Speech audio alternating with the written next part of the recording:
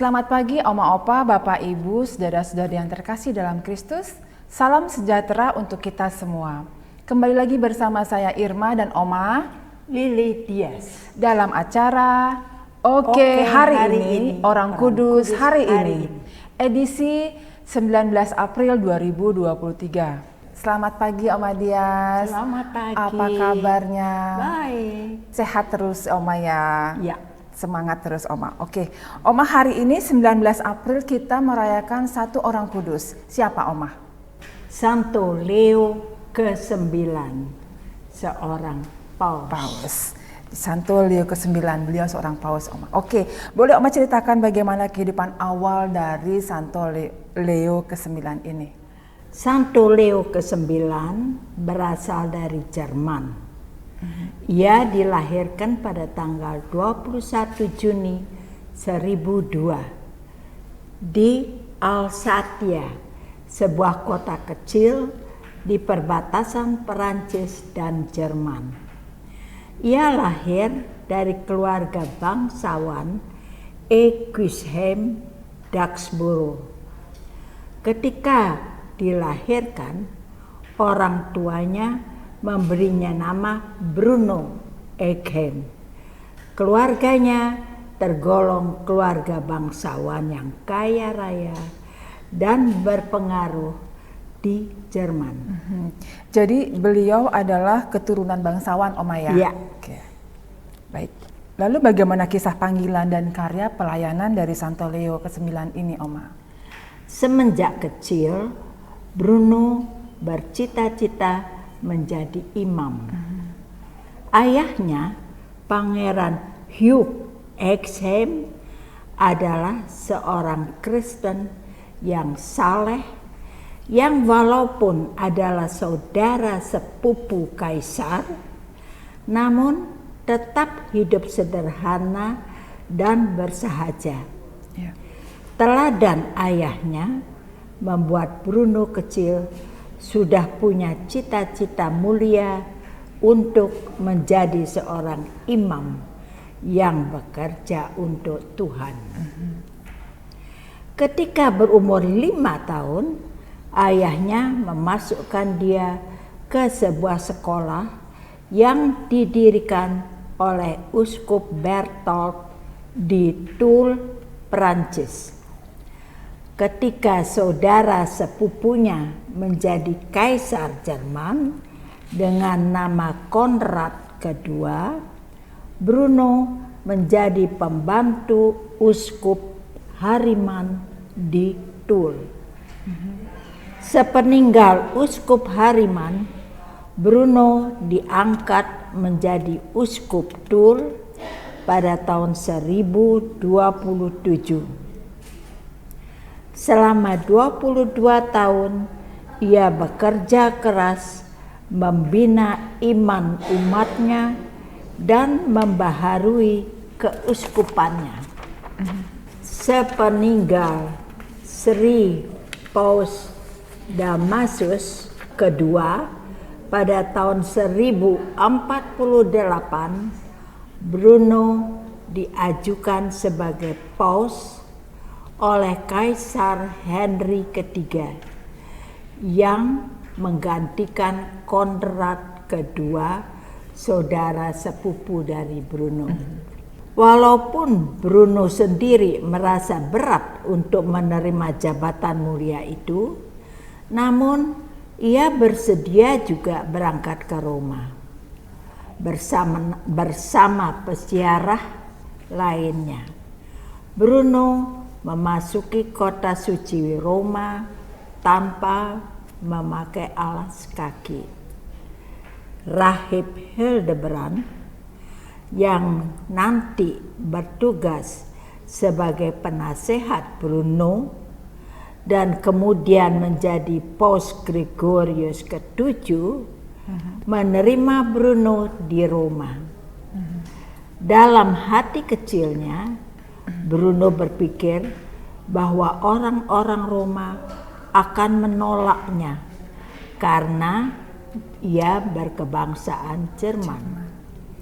Tetapi ternyata orang-orang Roma datang dan berkumpul di Basilika Santo Petrus untuk menyambut dia.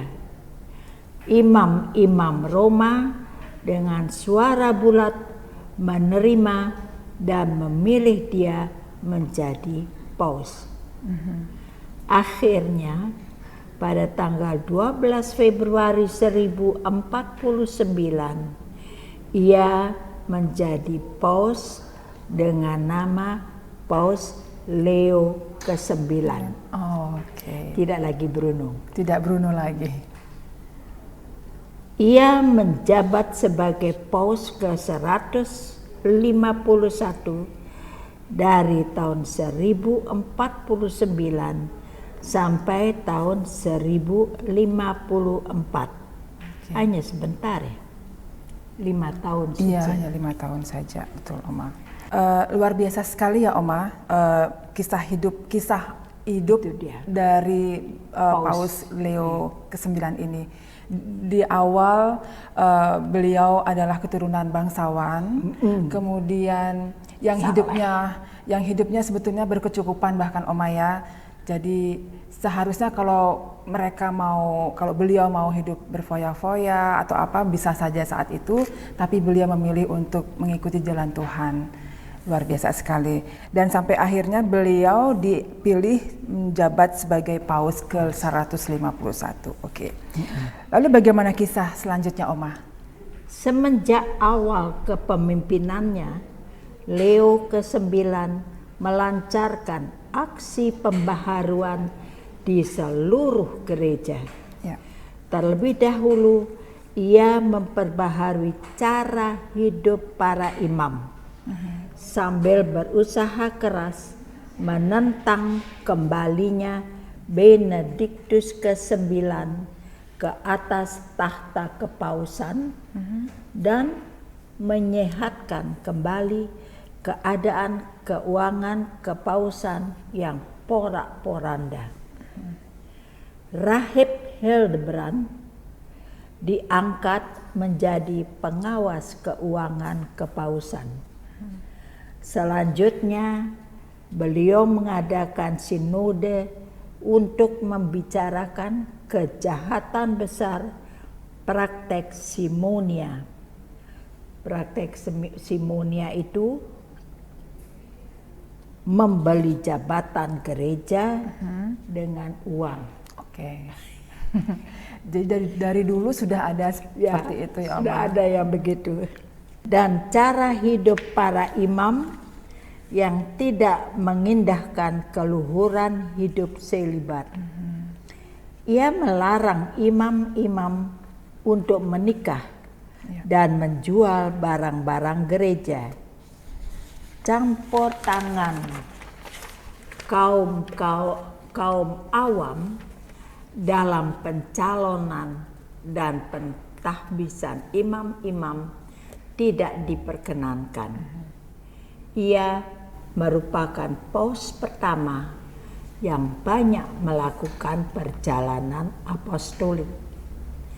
Tanpa kenal lelah, ia sendiri menghadiri konsili-konsili di banyak tempat dan menekankan para imam supaya hidup disiplin dan berlaku benar. Untuk mencapai keberhasilan dalam usaha-usahanya itu, Paus Leo ke-9 sendiri mengadakan perjalanan ke seluruh Eropa untuk menjelaskan keabsahan dan ketulusan rencana-rencananya.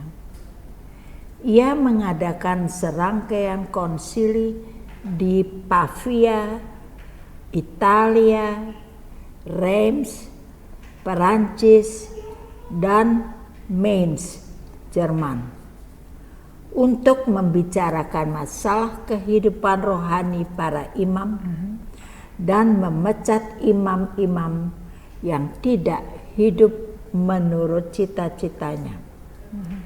Dari tahun 1050 sampai 1053, Leo ke-9 beberapa kali mengadakan perjalanan keliling Italia Selatan, Jerman, dan Perancis untuk memberi konferensi-konferensi. Pada tahun 1050, Leo ke-9 mengadakan lagi sebuah konsili di Roma untuk membicarakan masalah Berengarius dari Tours dan pengikut-pengikutnya yang tetap menyangkal kebenaran ajaran iman perihal kehadiran real Yesus Kristus dalam Ekaristi dan transubstansi perbuatan roti dan anggur, perubahan roti dan anggur menjadi tubuh dan darah Kristus. Dalam konsili ini Berengarius dijatuhi hukuman ekskomunikasi. Dalam masa kepemimpinannya yang singkat itu, Leo dikenal sebagai paus yang menuntut otoritas atas gereja timur. Ia dikenal sebagai pembaharu gereja, pendobrak praktek simonia dalam gereja, itu yang menjual mau jadi imam, itu menjual, dan praktek hidup imam yang bertentangan dengan cita-cita imamat. Ia juga dengan gigih membela orang-orang Italia. Dalam masa kepimpinannya, Paus Leo ke-9 berusaha membenahi hubungan gereja barat dan gereja timur dari ancaman perpecahan.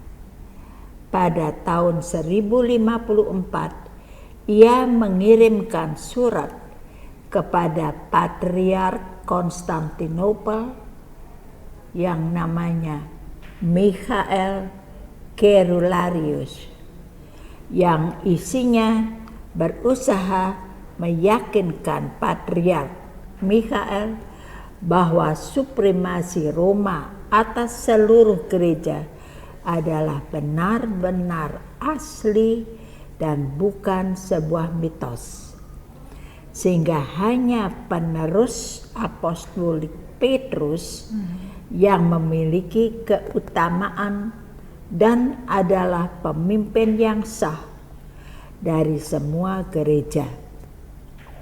Perbedaan pendapat dan perselisihan tersebut terjadi sejak 2 abad sebelumnya, yaitu tahun 858. Konstantinopel menolak klaim keutamaan penerus Petrus, sehingga terjadilah perpecahan yang menyedihkan.